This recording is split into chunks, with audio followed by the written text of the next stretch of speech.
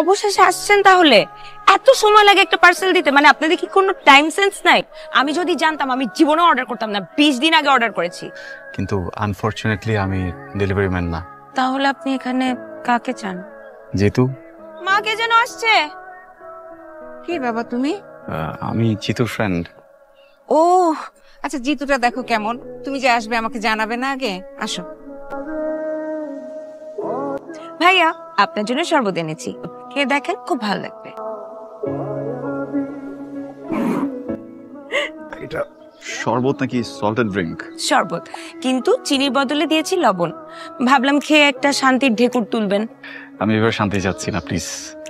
তোমার ফ্যামিলিতে আর কে কে আছেন? মা আছেন আর বাবা বিদেশে থাকেন। আর তোমরা কয় ভাই বোন? আঙ্কেল আমি একা। নিশ্চয়ই বাবাকে খুব মিস করো। আন্টি উনি আগামী বছর একেবারে দেশে চলে আসবেন। এই ওর গ্লাসে পানি নেই, পানি দিয়ে যা। ভাইয়া পানি দি। না না না, আধা ঘন্টা পর্যন্ত পানি খেতে হয় না, খাওয়ার পরে ডাইজেশনের প্রবলেম হয়, আমি খাবো না।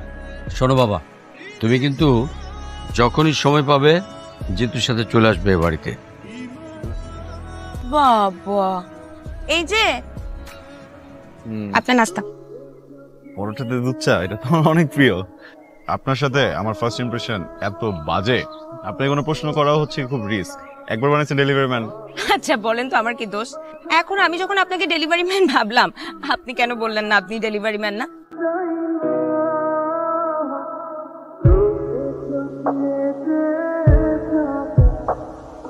ভাইয়া মা গরম গরম পিঠা বানিয়েছে, এক্ষুনি খেতে বলেছে, ঠান্ডা হলে ভালো লাগবে না বলেছে। আমার ক্ষুধা লাগছে, আমি ভাত খাবো। অনেক দে, তুই খা, আমি ভাত খেয়ে আসি। দে তো গরম গরম পিঠা খান, খেয়ে একটু বাইরে আসেন, আপনার সাথে আমার একটু সিরিয়াস কথা আছে। আমি কি আপনাকে তুমি বলে ডাকতে পারি? আপনি শব্দটা অনেক দূরের মনে হয়। কেউ যদি দূরের সম্পর্কটাকে কাছের করতে চায় অবশ্যই রাখতে পারে। তোমাকে যেদিন প্রথম দেখেছিলাম সেদিনই মনে হয়েছিল তুমি আমার জীবনে একটা অবিচ্ছেদ্য অংশ হতে যাচ্ছ। আমার মনে হয়েছিল তোমার চোখ, চাহনি, হাসি কি অদ্ভুত সুন্দর, কি মায়া। আমার জীবন থেকে না এই মায়া হারিয়ে গেলে আমার জীবন কখনোই পরিপূর্ণ হবে না। কিন্তু আমার খুব ভয় হয় তুমি যদি আমাকে ছেড়ে চলে যাও।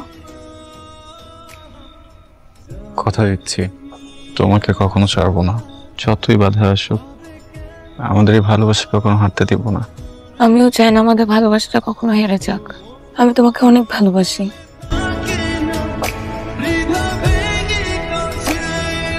ঘটক সাহেবের সাথে কথা হলো, আরে পাত্রের দুলা ভাই আজকে নীলাকে দেখতে আসবে। শোন, তুমি রান্না বান্নার কাজ শুরু করে দাও। কিন্তু পাত্র হলো অসাধারণ পাত্র, সরকারি চাকরি করে, শহরে ফ্ল্যাট বাড়ি। এমন পাত্র তো হাতছাড়া করা যায় না, বলো? কি রনি, আজকে পাত্রপক্ষ আমাকে দেখতে আসবে। আমি তোমাকে ছাড়া কাউকে বিয়ে করতে চাই না। শোনো, পাত্রপক্ষ দেখতে আসলে বিয়ে হয়ে যাবে, বুঝছো? আমি তো আছি, একটু কাজ করে আমি আঙ্কেলের সাথে কথা বলি, তাদেরকে বোঝানোর চেষ্টা করি। জীবনও রাজি হবে না, ইভেন আমার বড় ভাই সেও রাজি হবে না। পাত্রপক্ষ চলে যাওয়ার পরে তুমি নিজে তোমার ফ্যামিলিকে বলবা, তারপর যদি তারা রাজি না হয় আমি তোমাকে নিয়ে চলে যাব। আমি খালি তোমাকে একটা কথাই বলতে চাই, আমি যদি তোমাকে কোনোদিনও না পাই আমি মরে যাব।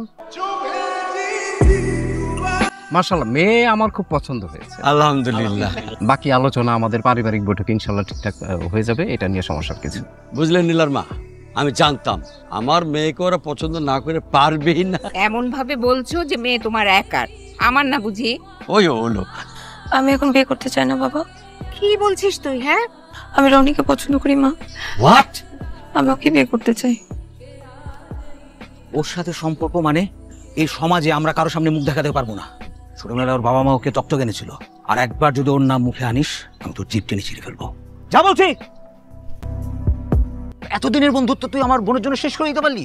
তোর ভাইয়ের মতো ভালোবাসছিলাম, আমার ফ্যামিলিতে নিয়ে আসছিলাম, আর তুই এটা কি করলি হারামজাদা? জিতু ভাই, আমি তোর বিশ্বাস ভাঙিনি।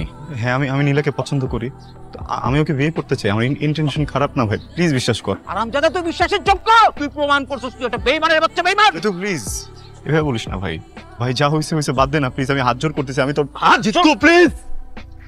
তোর সামনে দুটো রাস্তা খোলা আছে, এক তুই সসম্মানে নিজের মতো করে চলে যাবি, নাইলে তোর বেজ্জতি করে বাইর করে দেবো।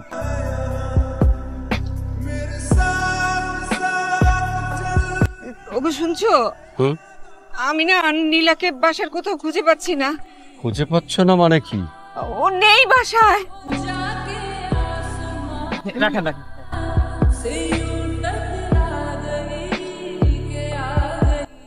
তোরা এখানে দাঁড়া, ম্যানেজ করে আসিস, ঠিক আছে? কি হয়েছে তোমার?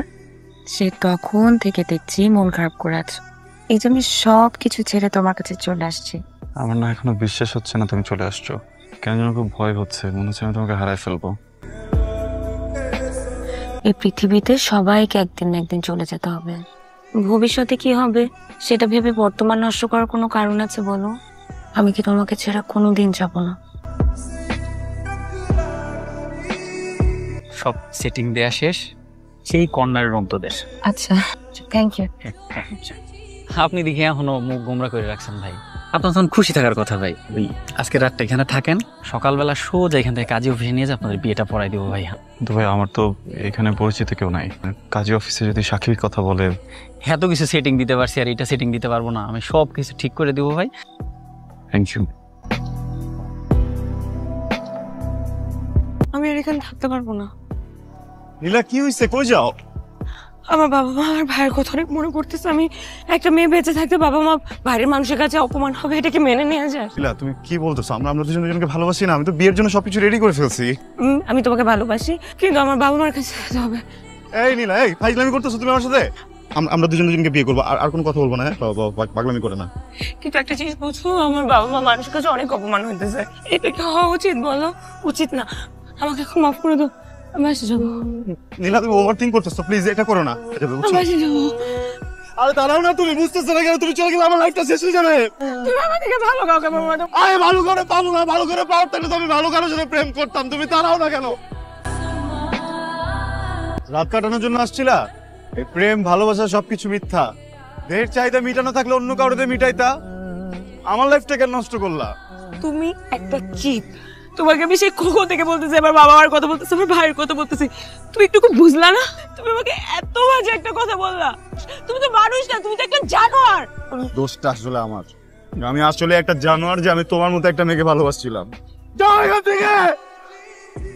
তুমি ঘুমিয়ে যাও।